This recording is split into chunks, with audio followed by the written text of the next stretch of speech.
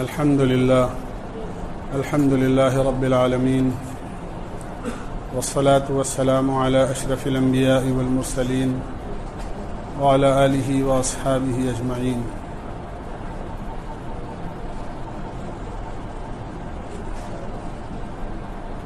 دوستو بزرگو،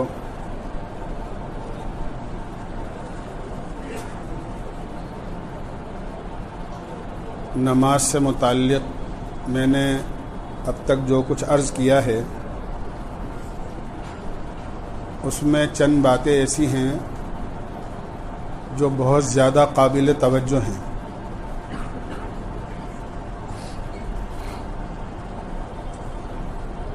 یا تو لوگ شک میں ہوتے ہیں کیا کریں،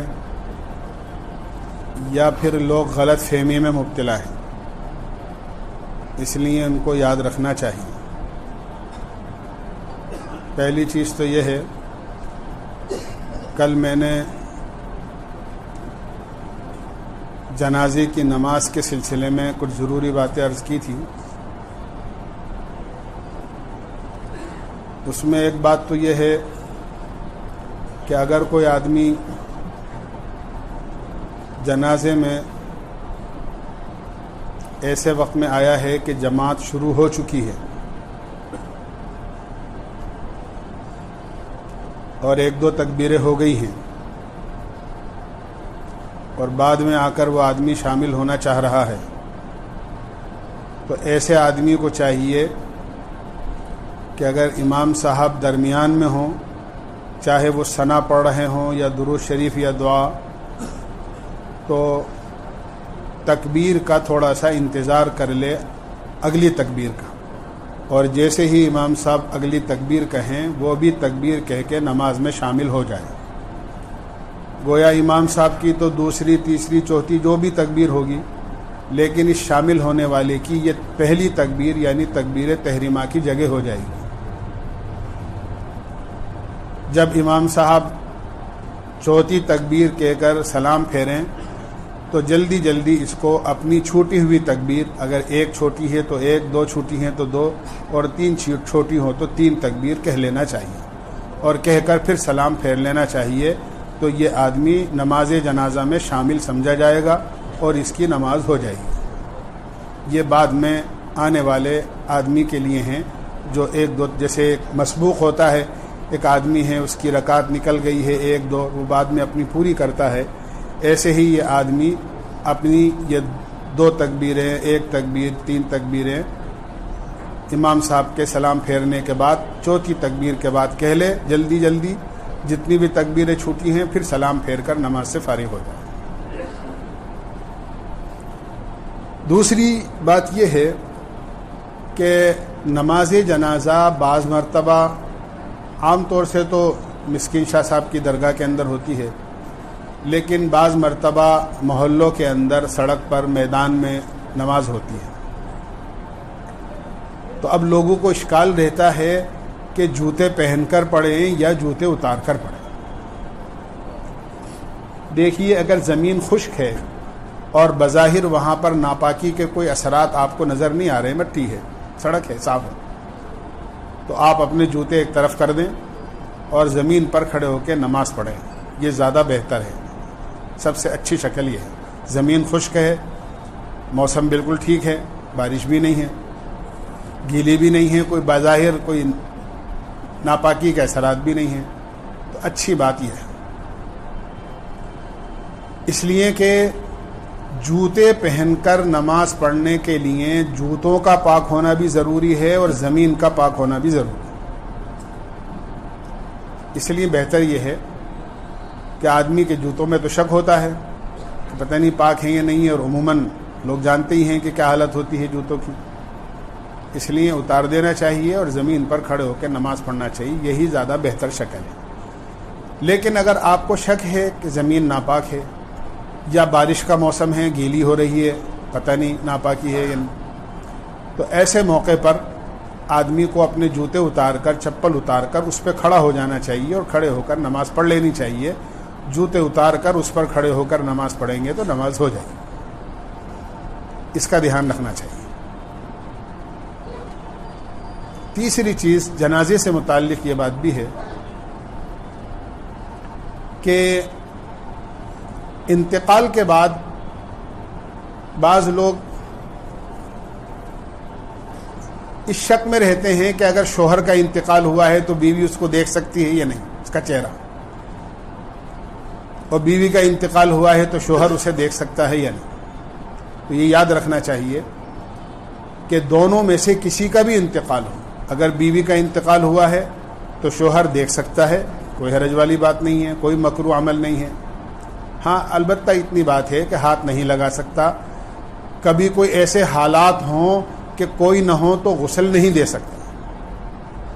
لیکن اس کا الٹا اگر ہے کہ اگر شوہر کا انتقال ہوا ہے تو بیوی دیکھ بھی سکتی ہے، ہاتھ بھی لگا سکتی ہے، اور خدا نہ خواستہ ایسے حالات پیدا ہو جائیں کہ کوئی غسل دینے والا نہ ہو تو بیوی کو اجازت ہے کہ وہ اپنے شوہر کو غسل بھی دے سکتی ہے۔ یاد رکھنا، مرد تو ہاتھ نہیں لگا سکتا، صرف چہرہ دیکھ سکتا ہے، لیکن بیوی یہ سب کام کر سکتی ہے۔ یہ بھی یاد رکھنے کی چیز۔ اسی طرح ایک کام اور ہے جو ہم لوگ بعض مرتبہ جذبات میں کہیے یا غلط فہمی میں کہیے کرتے ہیں کہ جنازے کی نماز ہو جانے کے بعد میت کا چہرہ دکھاتے ہیں۔ جنازے کی نماز ہو جانے کے بعد میت کا چہرہ دکھانا ٹھیک نہیں ہے، اچھا نہیں۔ یہ جو بھی کام کرنے کے ہیں یہ سب پہلے ہو جانا چاہیے، اس لیے کہ بعض مرتبہ ایسا ہے کہ نماز جنازہ کے بعد میں آخرت کے اور برزخ کے احوال شروع ہو جاتے ہیں، اور بہت سے واقعات اس قسم کے سامنے آئے ہیں کہ میت کے اور دنیا سے جانے والے کے چہرے میں تبدیلی پیدا ہو جاتی ہے نماز جنازہ کے بعد، کیونکہ اب اس کا یہ آخرت کا سفر شروع ہو گیا ہے۔ خدا نہ خواستہ اگر چہرے میں کوئی دوسری غلط تبدیلی ہوئی ہے تو لوگ غلط فہمی میں مبتلا ہو جائیں گے کہ بھائی پتہ نہیں کیا اس کا گناہ تھا، کیا عمل تھا جس کی وجہ سے ایسا ہو گیا۔ اور اگر اور دوسری تبدیلی آئی ہے تو آدمی پھر دوسری طرف کی باتوں میں مشغول ہو جائے گا۔ اس لیے اگر کوئی واقعی ایسا قریبی رشتہ دار ہے جو دور سے آیا ہے، جس نے پہلے گھر پر چہرہ نہیں دیکھ سکا، تو بھائی چلو کوئی ضروری ہے تو اس کا چہرہ دیکھ لے، قریبی آدمی ہے۔ لیکن عام طور سے جنازے کی نماز ہو جانے کے بعد چہرہ دکھانا یہ اچھا اور مناسب نہیں ہے، علماء نے اس کو اچھا نہیں لکھا ہے، اس لیے کہ بعض مرتبہ احوال برزخ شروع ہو جاتے ہیں اور وہ مناسب نہیں ہے۔ اور چہرے دیکھنے کا مسئلہ تو یہ ہے کہ جو گھر والے ہیں، متعلقین ہیں، وہ تو گھر پہ ہی دیکھ لیتے ہیں، جو مستورات ہیں یا قریبی رشتہ دار ہیں۔ جو سارا جگ وہاں جنازے میں شریک ہوا ہے، سب کو چہرہ دکھانے کا کیا مطلب آ گیا؟ یعنی ایسے لوگ بھی لائن میں لگے ہوئے ہیں جو کبھی زندگی میں اس سے ملاقات ہی نہیں ہوئی، کبھی دیکھا ہی نہیں۔ اس لیے جن کو دکھانا ضروری ہے ان کو دکھانا چاہیے، اور جن کو دکھانے کا کوئی مطلب ہی نہیں ہے تو بلا وجہ جنازے کی نماز میں یا پھر جنازے کے بعد دکھا کر اس کی تدفین میں تاخیر کرنا یہ تو مناسب نہیں ہے۔ اس لیے بہرحال جو کچھ بھی اگر دکھانے دکھونے کا معاملہ کرنا ہو وہ سب نماز سے پہلے کر لینا چاہیے، نماز کے بعد بہتر نہیں ہے۔ ہاں کوئی ضروری، میں نے عرض کیا کہ بھئی کوئی قریبی آدمی جو شریک ہی نہیں ہو سکا، پہلے آ ہی نہیں سکا، اب پہنچا ہے تو بھئی اس کو دکھا بھی سکتے ہیں، کوئی ایسی زیادہ بری بات بھی نہیں ہے، لیکن عام طور سے اس کا رواج نہیں ڈالنا چاہیے۔ یہ تو جنازے کے متعلق کچھ باتیں ضروری تھیں جو میں نے عرض کی۔ اسی طرح کچھ باتیں اور نماز سے متعلق ہیں جس کا دھیان رکھنا بہت ضروری ہے۔ پہلی بات تو میں نے عرض کی تھی کہ غلط فہمی شاید یاد ہو، دوبارہ دہرا دیتا ہوں کہ باوضو آدمی اپنا سطر اس پر نظر پڑ جائے یا کسی دوسرے کے سطر پر نظر پڑ جائے تو اس سے آدمی کے وضو میں کسی قسم کا کوئی فرق نہیں آتا۔ بعض لوگ یہ سمجھتے ہیں کہ اپنے سطر پر یا دوسرے کے سطر پر نظر پڑ گئی ہے تو آدمی کا وضو ٹوٹ جاتا ہے، ایسا ہرگز نہیں ہے۔ یہ ایک چیز کو بھی دھیان رکھنا چاہیے۔ اسی طرح میں نے عرض کیا تھا کہ سنتیں وغیرہ آدمی کو بہتر بات یہ ہے کہ گھر سے آیا ہے تو گھر سے پڑھ کر آنا چاہیے۔ مسجد میں جب آدمی آ جائے تو سنتیں آدمی کو پڑھنا چاہیے، جو پہلے کی ہیں بالکل ضروری ہیں، لیکن بعض لوگوں کی عادت ایسی ہوتی ہے سنتیں پڑھنے کی کہ وہ بالکل امام صاحب کے پیچھے اگلی صف میں یہ بھی نہیں دیکھتے ہیں وہ کہ جماعت کھڑی ہونے میں کتنی دیر باقی، 1 منٹ باقی، انہوں نے آ کر نیت باندھ لی.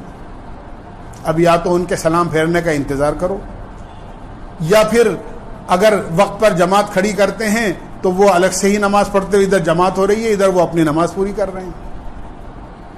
سمجھدار آدمی کی سمجھداری یہ ہے کہ وہ وقت معلوم کرے، دیکھے اگر وقت میں کافی گنجائش ہے کہ ہاں میری اطمینان سے سنتیں پڑھنے پر جماعت کھڑی نہیں ہوگی، میں اطمینان سے سنتیں پڑھ لوں گا جماعت کھڑی ہونے سے پہلے، تو آدمی کو اگلی صف میں یا امام کے پیچھے سنتوں کی نیت باندھنا چاہیے. ورنہ مسجد کے کسی بھی کونے میں ستون کی آڑ میں آدمی کو سنتیں پڑھ کر پھر جماعت میں شامل ہونا چاہیے. یہ قاعدہ ہے. اسی طرح نماز کے بعد کی جو سنتیں ہیں، ظاہر سی بات ہے کہ متفرق طور پر پڑھتے ہیں اور پڑھنا چاہیے. بھئی نماز سے فارغ ہو گئے، اب بعد کی سنتیں پڑھنی ہیں متفرق ہو کر، اس لیے کہ جہاں جہاں آدمی نماز پڑھے گا وہ جگہ قیامت میں گواہی دے گی. جتنی جگہ آدمی نماز پڑھے گا، سجدہ کرے گا، وہ جگہ قیامت میں اس کے حق میں گواہی دے گی کہ ہاں مجھ پر اس نے عبادت کی.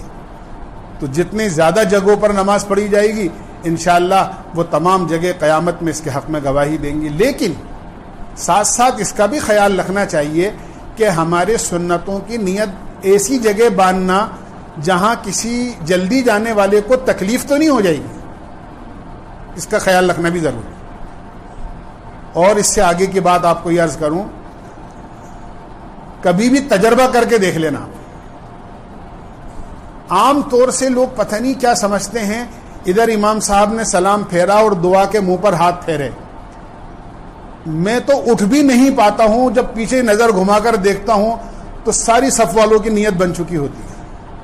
یعنی وہ شاید یہ سمجھتے ہیں کہ اگر ہم نے امام صاحب کے برحمتی کا یا ارحم الراحمین کہنے کے بعد 1 سیکنڈ کی بھی دیر کری سنتوں کی نیت باندھنے میں تو سنتیں قضا ہو جائیں گی اور تاخیر کرنا پتہ نہیں کتنا بڑا گناہ ہو جائے.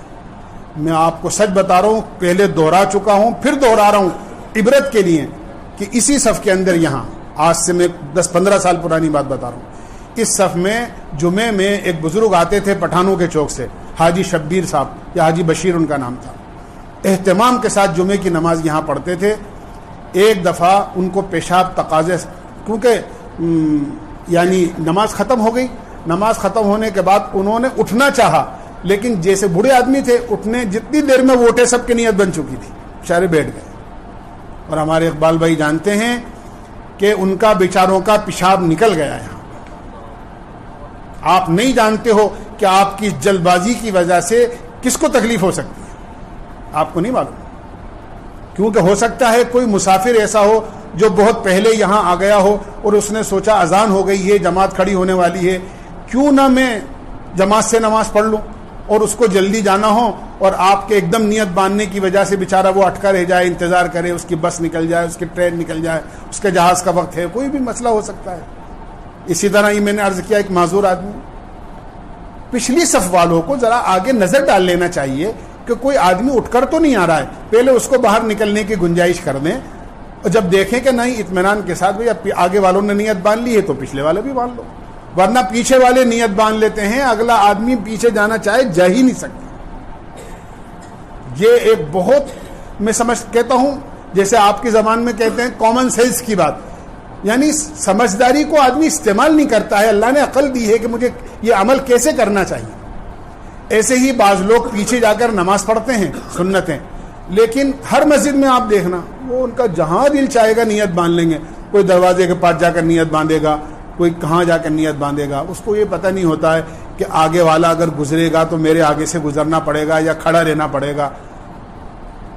حدیث میں آتا ہے کہ نمازی کے آگے سے گزرنا اتنا بڑا گناہ ہے کہ اگر اس گناہ کا آدمی کو معلوم ہو جائے تو ایک روایت میں 40 سال ہے، ایک روایت میں 100 سال ہے کہ 100 سال تک کھڑا رہنا گوارا کر لے، نمازی کے آگے سے نہ گزرے. لیکن اس کے بالمقابل اگر کسی آدمی نے ایسی جگہ نیت باندھی ہے جہاں واقعتاً گزرنے والے کو تکلیف ہو سکتی ہے، اس کو بہت گھوم کے آنا پڑتا ہے، تو یاد رکھیے کہ اس گزرنے والے سے زیادہ گناہگار وہ نماز پڑھنے والا ہوگا، اس لیے کہ اس نے اپنے مسلمان بھائی کو تکلیف میں مبتلا کیا. اسی طرح ایک بات یہ بھی ہے کہ بعض لوگ پیچھے جا کر اگر کہیں نیت باندھتے ہیں تو وہ یہ سمجھتے ہیں کہ اب ایک جگہ اگر ہم سنتوں کے اب ساری نماز یہی پڑھنی ہے، وہ سنت اور نفل اور اوابین اگر مغرب بعد ہے، اور اگر کسی اور نماز کے بعد قضاء عمری پڑھنی ہے اور چھوٹی ہوئی، سب اسی جگہ پڑھتے رہتے ہیں۔ حالانکہ ہونا یہ چاہیے کہ اگر آدمی کو زیادہ نمازیں پڑھنا ہے تو آدمی کو دیکھنا چاہیے کہ بھئی ابھی تو نمازی تھے، چلو کوئی بات نہیں، میں نے یہاں نیت باندھ لی، اب آگے نماز پڑھ رہا ہوں تو ایسی جگہ جا کر نیت باندھوں جہاں آگے ستون ہو، تاکہ کوئی آ رہا ہے کوئی جا رہا ہے تو میری نماز پڑھنے کی وجہ سے کسی کو گزرنے میں تکلیف نہ ہو۔ یہ ہر مسجد میں خیال رکھنے کی ضرورت ہے۔ میں تو جو اپنی مسجد میں مشاہدہ کرتا ہوں نا وہ آپ کو بتا دوں، اور مسجدوں میں اماموں سے میرا مذاکرہ ہوا، وہ سب کہتے ہیں سب مسجدوں کا یہ حال ہے۔ اس لیے سنتیں پڑھنے میں آدمی کو سمجھداری سے کام لینا چاہیے۔ اسی طرح ایک بات یہ بھی یاد رکھنا چاہیے کہ جو آدمی وضو کر کے آ رہا ہے اور جماعت کھڑی ہو گئی ہے اور جماعت میں شامل ہونا چاہ رہا ہے، ایسے آدمی کو جیسے امام صاحب رکوع میں ہیں تو عموماً ایسا ہوتا ہے کہ بعض لوگ آتے ہیں جلدی سے کہ کہیں امام صاحب رکوع سے اٹھ نہ جائیں اور میری رکعت نہ نکل جائے۔ وہ جلدی جلدی آتے ہیں اور آنے کے بعد وہ ہوتے ہوتے ایک دم جھکے جھکے تکبیر کہہ کے اور موئی، حالانکہ وہ نماز میں ہی داخل نہیں ہوتے۔ اس لیے کہ تکبیر تحریمہ کا مطلب یہ ہے کہ جہاں آدمی کو جا کر نماز پڑھنی ہے صف میں، وہاں جا کر اطمینان سے کھڑا ہو جائے اور پھر نیت کر کے تکبیر تحریمہ کر کے نیت باندھے، چاہے ایک سیکنڈ کے لیے ہی کیوں نہ ہو، اور دوسری رکوع کی تکبیر کہہ کر امام صاحب کے ساتھ رکوع میں شامل ہو۔ آپ نے دوڑے دوڑے آ کر اللہ اکبر کہہ کے رکوع میں چلے گئے تو رکوع کی تکبیر ہوئی، تکبیر تحریمہ تو ہوئی نہیں، اور تکبیر تحریمہ تو فرض ہے، اور جب فرض ادا نہیں ہوا تو کہاں سے نماز ہوگی آپ کی؟ اس لیے رکعت کو حاصل کرنے کے چکر میں اپنے فریضے کو نہ چھوڑا کریں، اطمینان سے آئیے۔ آپ نماز میں دوڑ کر شامل ہونے کو بھی منع کیا ہے۔ آپ کو جو رکعت مل جائے وہ رکعت آپ ٹھیک ہے پڑھ لیں امام صاحب کے ساتھ، جو چھوٹ جائے گی اس کو آپ نے بعد میں پورے کر لیجئے، کیا دقت ہے اس میں؟ جماعت کا ثواب آپ کو مل ہی رہا ہے، آخری قاعدے میں بھی اگر کوئی آدمی شامل ہوا ہے تو اس کو بھی جماعت کا ثواب مل جائے گا۔ اس لیے یہ غلطی نہیں کرنا چاہیے، عموماً ہو جاتی ہے جماعت میں شامل ہونے میں اور رکوع کے اندر۔ دوسری بات یہ ہے کہ اگر امام صاحب کو آپ نے پہلے قاعدے میں پایا ہے یا آخری قاعدے میں پایا ہے، امام صاحب اتحیات میں بیٹھے ہیں، تو عموماً ایسا ہوتا ہے، بلکہ میں 90 اور 99% کہوں تو غلط نہیں ہوگا کہ لوگ آ کر نیت باندھ کے امام صاحب کے ساتھ شامل ہوتے ہیں، بیٹھ گئے، بیٹھتے ہی امام صاحب کی اتحیات پوری ہو گئی، امام صاحب کھڑے ہو گئے کیونکہ 4 رکعت پڑھانی ہے، 3 رکعت پڑھانی ہے۔ اب یہ جو شامل ہونے والے صاحب ہیں یہ بھی امام صاحب کے ساتھ کھڑے ہو جاتے ہیں، حالانکہ قاعدہ یہ ہے کہ جب یہ بیٹھ گئے ہیں تو ان کو اپنی اتحیات پوری کر کے پھر کھڑا ہونا چاہیے، چاہے امام صاحب اور پوری جماعت کھڑی ہو جائے۔ آئی سمجھ میں؟ وہ تو بیٹھتے ہی اگر امام صاحب اٹھ گئے نا تو امام صاحب کے ساتھ ہی اٹھ جاتے ہیں۔ ایسا نہیں کرنا چاہیے، واجب ہے، یہ اتحیات کا پڑھنا واجب ہے ان کے پر، اور یہ واجب ادا کر کے پھر کھڑا ہونا چاہیے۔ ایسے ہی آخری قاعدے کا حال ہے کہ وہ آ کر شامل ہوا کوئی آدمی اور آ کر بیٹھا، اور بیٹھنے کے ایک منٹ بعد امام صاحب نے سلام پھیر دیا، تو ہم کھڑے ہو جاتے ہیں امام صاحب کے سلام کو اپنی رکعت پوری کرنے کے لیے۔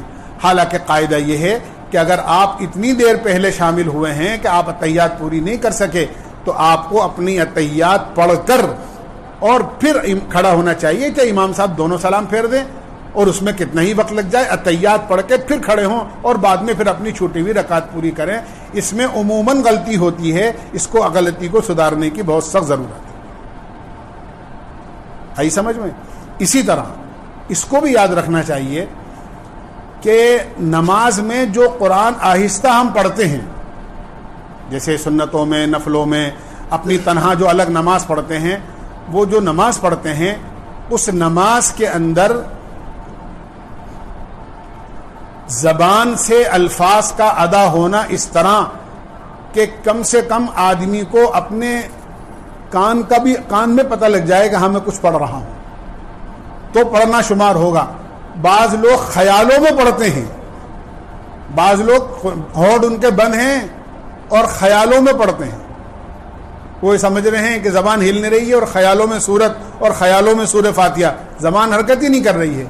ایسے لوگوں کا قرآن نہیں ہوتا ہے، ان کی قرات نہیں ہوتی ہے، ان کی نہ سورہ فاتحہ ادا ہوتی ہے نہ سورت ادا ہوتی ہے، ان کی نماز ہی نہیں ہوتی ہے. یہ بہت نازک مسئلہ ہے جو میں آپ کو عرض کر رہا ہوں. خیالوں میں پڑھنے سے قرات کا فریضہ ادا نہیں ہوتا ہے، بلکہ باقاعدہ زبان سے پڑھ کر جب آدمی قرآن پڑھے گا تو اس کا فریضہ ادا ہوگا، زبان سے پڑھے گا تو. اس لیے اس کا بہت خیال رکھنا چاہیے کہ کم سے کم آدمی ایسے پڑھے کہ اس کے کان تو سن لیں کم سے کم میں نے کیا پڑھا ہے. اتنی زور سے بھی نہیں پڑھے کہ جو ہے وہ پڑوسی بھی سننے لگ جائیں کہ ان کی نمازوں میں خلل ہو جائے. ایسا نہیں کرنا چاہیے. یہاں اگلی صف میں بھی کسی کی آواز آتی ہے مجھے، بہرحال جس کی آتی ہے اس کو ذرا آہستہ پڑھنا چاہیے، لیکن اتنی آہستہ بھی نہیں کہ خیالوں میں پڑھے. اس کا بہت زیادہ ہمیں خیال رکھنے کی ضرورت ہے. اسی طرح ایک بات اخیر میں اور عرض کروں گا، اور وہ یہ ہے کہ دیکھو مساجد کے جو ذمہ دار ہیں، ان مساجد کے ذمہ داروں کو مؤذن اور امام اچھے رکھنے چاہیے، تاکہ تجوید کی رعایت کے ساتھ میں، سنت کی رعایت کے ساتھ میں نماز پڑھانے والے ہوں، سنت کی رعایت کے ساتھ میں صحیح اذان دینے والے ہوں. اس کا ہمیں رکھنا چاہیے. مسجد میں بہت کچھ خرچہ کیا جاتا ہے، بہت لاکھوں روپیہ لگا دیا جاتا ہے، لیکن امام صاحب ایسے تلاش کرتے ہیں جن کو کم پیسے دینا پڑے. مؤذن صاحب ایسے تلاش کرتے ہیں کہ ہاں سوچتے ہیں کہ کوئی محلے کا آدمی ہی دے دے، چاہے وہ صحیح اذان دے یا غلط دے، تاکہ وہ کچھ پیسے ہی دینا نہ پڑے. حالانکہ امام، میں نے عرض کیا تھا، حدیث میں آتا ہے الامام ضامن والمؤذن مؤتمن، کہ امام پورے مقتدیوں کی نماز کا ضامن ہوتا ہے.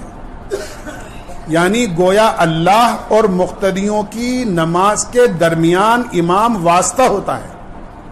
امام کی نماز صحیح تو مقتدیوں کی نماز صحیح، امام کی نماز قبول تو مقتدیوں کی نماز قبول، امام کی نماز خراب تو مقتدیوں کی نماز. جو آدمی ہمارے اور اللہ کے درمیان میں واسطہ بن رہا ہے نماز میں، ہم وہ معمولی آدمی. اس لیے اچھے امام رکھنے چاہیے، ان کو اچھی تنخواہ دینی چاہیے، تاکہ اطمینان اور سکون کے ساتھ میں وہ اپنی نماز یکسوئی کے ساتھ پڑھا سکیں. بہت پرانا واقعہ ہے، بہت پرانا. ہمارے ایک استاد تھے حضرت مولانا عبید اللہ صاحب رحمۃ اللہ علیہ بلیاوی، ہم نے بخاری شریف ان سے پڑھی ہے. ان کے پاس ایک علاقے کے لوگ آئے، کہنے لگے جی ہمارے امام صاحب جو ہیں وہ جو ظہر عصر کی نماز ہوتی ہے اس میں کچھ پڑھتے نہیں، خاموش کھڑے رہتے. انہوں نے کہا بھائی زور سے نہیں کرتے تلاوت، امام ظہر عصر کی نماز میں آہستہ پڑھتے ہیں، تمہیں تھوڑی آواز آتی ہے، تمہیں کیا پتا پڑھ رہے نہیں پڑھ رہے، وہ پڑھتے ہیں. کہنے لگے نہیں صاحب بالکل ہم یقین کے ساتھ کہہ رہے ہیں کچھ نہیں پڑھتے. ارے بھائی تمہیں کیا پتا کہ پڑھتے ہیں نہیں پڑھتے. انہوں نے کہا کہ محراب میں کھڑکی ہے اور پیچھے ادھر وضو خانہ ہے، برآمدہ ہے. ہم جب وضو کر کے وہاں سے آتے ہیں تو وہ کھڑکی میں سے امام صاحب پر کبھی نظر پڑ جاتی ہے، چھوٹی سی کھڑکی ہے، موخلا ہے، تو ہم دیکھتے ہیں امام صاحب قیام میں کھڑے ہوئے ہیں اور بالکل ان کے ہونٹ بند ہیں. تو اس کا مطلب یہ ہے کہ وہ پڑھتے نہیں ہیں. تو بڑے عالم تھے، انہوں نے کہا بھائی امام صاحب کو تنخواہ کیا دیتے ہو؟ انہوں نے کہا 4000 روپے دیتے ہیں. کہنے لگے کہ 4000 میں تو 4 رکعت کی اٹھک بیٹھک کرا دیتا ہے، وہی بہت ہے. اگر کوئی قرآن پڑھنے والا امام چاہیے تو پیسے بڑھانے پڑیں گے. پھر آپ کو ایسے امام ملیں گے. پھر کہ تو امام صاحب کی رکوع صحیح نہیں ہے، سجدہ صحیح نہیں ہے، ان کا قیام صحیح نہیں ہے، وہ یوں لمبی پڑھا دیتے ہیں، وہ چھوٹی پڑھا دیتے ہیں. ایسا. اور مؤذن تو بہت ہی اچھا ہونا چاہیے، اس لیے کہ امام کی آواز تو مسجد میں آنے والے مصلی سنتے ہیں، اور مؤذن کی آواز تو سارا جگ سنتا ہے، مسلمان اور غیر مسلم سب سنتے ہیں. اذان تو شعائر اسلام میں سے ہے، اذان تو شعائر اسلام میں سے، اسلام کی جو نشانیاں اور علامتیں ہوتی ہیں، اسلام کے جو نشانات ہیں، ان میں سے ایک نشان ہی ہے اذان. تو اذان تو ایسی ہونی چاہیے اور ایسا مؤذن ہونا چاہیے اذان دینے والا کہ چلتے راستے کے لوگوں کے دل کھنچ جائیں. کیا بعض جگہ جب اذان ہوتی ہے تو غیر ایمان والے بھی متاثر ہو کر وہ سنتے ہیں، اور اللہ بعض لوگوں کو ایمان کی توفیق دے دیتا ہے. اذان تو ایسی ہونی چاہیے. ہم یہ سوچتے ہیں کہ ہاں اچھا اذان دینے کا شوق بہت ہوتا ہے. میں کیا عرض کروں, بات میں سے بات نکل لی, مجھے یہ خطرہ بھی رہتا ہے زیادہ وقت نہیں ہو جائے. اسی مسجد کی بات ہے, ہمارے بہت پرانے مؤذن صاحب تھے حافظ یامین حسن صاحب, بہت پرانے بزرگ تھے. جب میں 30 سال پہلے جب یہاں آیا تھا, 32 سال پہلے, تو وہ یہاں مؤذن اذان دیا کرتے تھے. اسی زمانے کی بات ہے کہ مغرب کی نماز کا وقت تھا. ایک صاحب آئے اور بالکل یعنی پینٹ بشرٹ پہن رکھی, ٹوپی بھی نہیں, داڑھی واڑی بھی نہیں ان کے. کہنے لگے وہ مؤذن صاحب میں اذان دے دوں. وہ بڑے حاضر جواب آدمی تھے, بہت ذہین آدمی تھے, بہت اچھے آدمی. تو کہنے لگے مؤذن صاحب میں اذان دے دوں. تو انہوں نے دیکھا اوپر سے نیچے تک, پھر کہنے لگے بھائی اذان تو میں دے دوں, ایسا کرنا نماز پڑھا دینا تم. وہ بیچارہ چپ ہو گیا. میں نے یہ اس لیے عرض کیا ہے کہ اذان دینے کا شوق ہے لوگوں کو, لیکن اذان سیکھنے کا شوق نہیں ہے. کہ اذان تو کسی سے سیکھیں, جاننے والے سے پہلے اذان تو سیکھیں. اس لیے اذان دینے والا ایسا آدمی ہونا چاہیے, خوش الہان ایسا ہونا چاہیے, آواز اس کے قاعدے کے مطابق ایسی ہونا چاہیے. ایسے نہیں جہاں کھینچ رہا ہے, جہاں چھوٹا کر رہا ہے, کچھ پتہ ہی نہیں ہے اذان کے کیا قواعد ہیں, کیا ضابطے ہیں, کہاں کھینچنا ہے, کہاں نہیں کھینچنا. اذان کے بھی قاعدہ ہے, یہ عربی کے الفاظ ہیں, ان کے ضوابط ہیں کہ بھئی کون سا لفظ کھینچا جائے گا اور کون سا لفظ جلدی پڑھا جائے گا. اس لیے مؤذن خوش الہان ہونا چاہیے اور اس کی اچھی تنخواہ معقول ہونی چاہیے, تاکہ وہ یکسوئی کے ساتھ میں اذان کی ذمہ داریاں پوری کر سکے.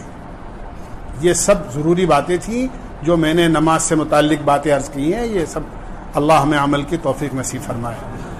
سبحان اللہ بحمدی, سبحانک اللہم و بحمدک, ونشہد ان لا الہ الا انت.